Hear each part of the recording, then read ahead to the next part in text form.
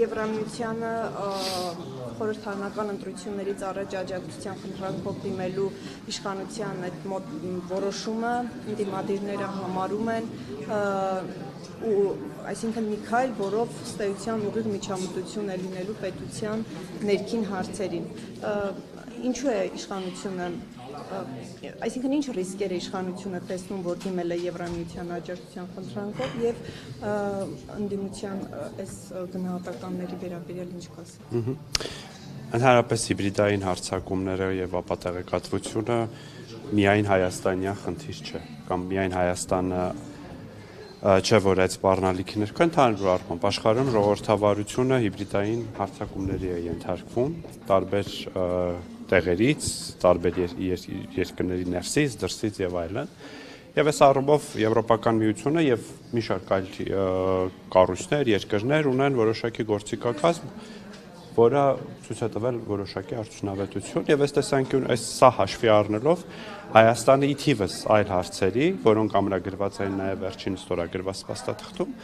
սա եւս մի թեմա է, հարց է, որի շուրջ Հայաստանը պատրաստվում է համագործակցել Եվրոպական միությանը, որովհետեւ Եվրոպական միությունը ունի այդ գործիքակազմը եւ պատրաստ է այդ գործիքակազմով կիսվել Հայաստանի Հանրապետության հետ։ Եվ այստեղ որևէ միջամտության հարց չի կարող լինել Հայաստանի Հանրապետության ներքին գործերին, որովհետև սա փորձի փոխանակման շրջանակներում է տեղի ունենում, իսկ ընդդիմադիր գործընկերներին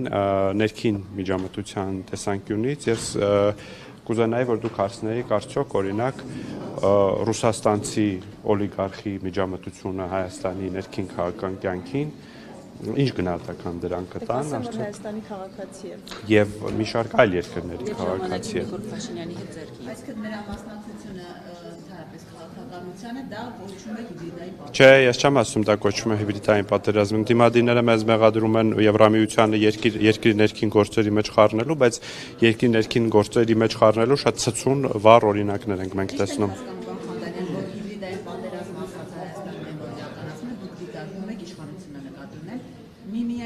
Ոչ, հիբրիդային հարձակումները ոչ միայն Հայաստանի դրսից են լինում, այլ նաև Հայաստանի ներսից են այդ հիբրիդային հարձակումների ենթարկվում Հայաստանի ժողովրդավարությունը եւ իշխանության մասին խոսք չէ, Հայաստանի պետության եւ ժողովրդավարության մասին է, օրինակ որոշ լրատվամիջոցների վերնագրեր, որ կարդում ենք, դա բավարար պատկեր է ցույց տալիս ապատեղեկատվության բայց հիբրիդային հարձակումները մենակ ապատեղեկատվության մասին իհարկե չէ, կիբերանվտանգության մասին են, որոշակի ֆինանսական ժամանակակից մեխանիզմների մասին են, որոնց այլ երկրներ ենթարկվել են եւ լավ կլինի, որ Հայաստանը այդ առումով դիմակայունություն ձեռք բերի։ Խանդանյան, իսկ դուք կիսում եք Եվրամիության պաշտոնյաների Կայա Կալասի, Գերմանիայի կանցլերի, այսինքն Հայաստանի իշխանությունը իրենք ուղիղ ասում են, որ Ռուսաստանից են գալիս այդ վտանգները, դուք նրանց հետ, դուք նկատում իշխանությունը համաձայն եք։ Արգելի գործընկերներ, ռուսական պետական հեռուստաալիքների բովանդակությունը, եթե Ռուսաստանի մասին ենք հիմա խոսում, բայց ես չեմ պնդում, որ միայն Ռուսաստանից են գալիս այդ սպառնալիքները, բայց երբ որ նայում ենք ռուսական պետական հեռուստաալիքների եւ հայտնի դեմքերի մտքերը եւ արտահայտությունները Հայաստանի Հանրապետության նկատմամբ, Հայաստանում ժողովրդավարական գործընթացների նկատմամբ, այո, կարող ենք արձանագրել, որ դա եւս հիբրիդային կամ Հայաստանի ժողովրդավարության դեմ ձեռնարկված որևէ քայլ է, բայց այդպես միանշանակ եւ միակողմանի պետք չէ դիտարկել այդ հարցը, դրանք այդ խնդիրները տարբեր կողմերից կարող են, այդ թվում եւ երկրի ներսից։ Հիմա Ես բավականին երկար ժամանակ երկար նախադասություններով բացատրում էի, որ դրսից մարդիկ չեն բերում, ես ասում էի, որ Հայաստանը համագործակցում է Հայաստանը չեմ համեմատում, ընդհանրապես չեմ համեմատում, որովհետև համեմատելի չէ, ես ընդդիմադիրները մեզ մեղադրում են, ես էլ ասում եմ, որ ավելի ցցուն օրինակներ կա, կարելի է ցցուն օրինակների մասին խոսել, իսկ Հայաստանը Եվրամիության հետ համագործակցում է ի թիվս այլ թեմաների, նաև Հայաստանի ժողովրդավարական ինստիտուտների ամրապնդման ուղղությամբ, այդ թվում եւ նմանատիպ սպառնալիքների եվրոպական գործիքակազմից օգտվելու համար, որևէ երկրի Ինչի մեղադրանքներ այն այդպես չեն։ Հիմա ընդդիմությունը նաև մեղադրում է Եվրոպական միության դիտորդական առաքելությունը Հայաստանում տեղակայել։ Չէ, բայց դա շատ նման հարց է, որովհետև Հայաստանը համագործակցում է Եվրոպական միության հետ, նաև այդ ուղղությամբ եւ Հայաստանում հիմա գործում է Եվրոպական միության դիտորդական առաքելությունը։ Արդյոք դա միջամտություն է Հայաստանի ներքին գործին։ Ես կարծում եմ ոչ, դա միջամտություն չէ։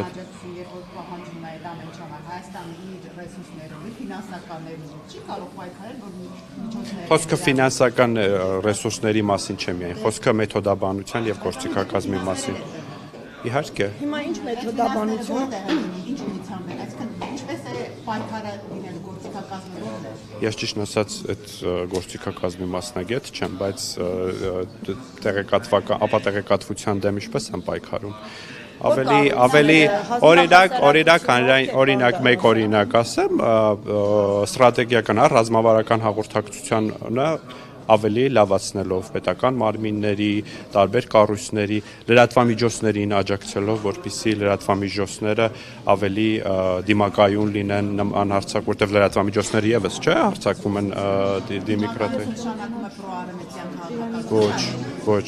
նշանակում է, որ դիմակայունություն նշանակում է, որ ժողովրդավարությունը այդ սպառնալիքներից չի ընկրկում եւ ժողովրդավարական ինստիտուտ, մենք տեսել ենք նույնիսկ եվրոպական անդամ երկրներում մեջ ենք տեսել, որ այդ Ռումինիայում ընտրությունները չեղարկվեցին, որովհետեւ որոշակի ֆինանսական հոսքեր էին եղել, բայց դա մի օրինակ է, ես հույս ունեմ, Ես Ռումինիա եմ ասել, Եվրոպական միության անդամ է 2007 թվականից։ Մեզ հետաքրքրում է այդ գործիքակազմի կիրառությունը եւ արդյունավետությունը Հայաստանում։ Այդ գումարը, որ Եվրոպայից կա ժողովրդավարություն ուժեղացնում եւ այլն, մենակ քաղաքացիների վերանափակելով ու ուսանելով ավելի նուրբ մեթոդներ կկիրառվեն եւ կգործադրվեն, օրինակ էդուկացիան գումարը ինչպես կծախսի։ Գումարը ես արդեն նշեցի, նախ խոսքը միայն գումարի մասին չէ, խոսքը մեթոդաբանության մասին է, համագործակցության մասին է։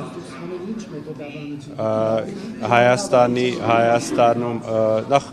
դուրբ մեթոդների մասին իհարկե մեզնից շատ երկրներ պիտի սովորեն իրավապահ համակարգի գործունեության, ես կարծում եմ, երբ որ նույն Եվրոպական միության շատ երկրներում շատ ավելի բիրտ մեթոդներ են կիրառում տարբեր իրավիճակներում,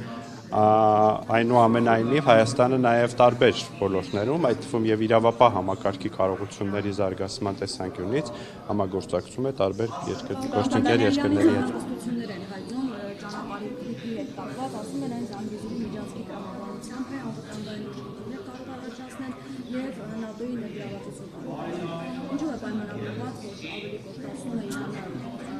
որոշում, արդյոք նոր մանրամասներ են իհայտ եկել դրանով է պայմանավորված։ Չէ, որևէ նոր մանրամասն իհայտ չի եկել, թրիփը ինչպես կար, շարունակում է մնալ ենթակառուցվածքային նախագիծ, եթե կուզեք նաև որոշ առումով բիզնես նախագիծ,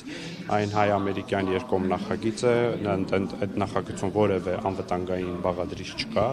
դրա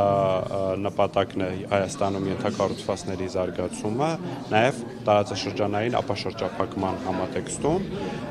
Իրանի մեր գործընկերների հետ միշտ տարբեր մակարդակներում հաղորդակցություն կա, դուք հիշում եք նաև, որ ավելի վաղ շրջանում, երբ որ նախագիծը նոր էր ներկայացվել Իրանի արտգործնախարարը եւ այլ պաշտոնյաներ հանդես եկան հայտարարություններով ասելով, որ իրենց անհանգստությունները փարատված են եւ եթե լինում է որևէ անհանգստություն օպերատիվ կերպով Հայաստանի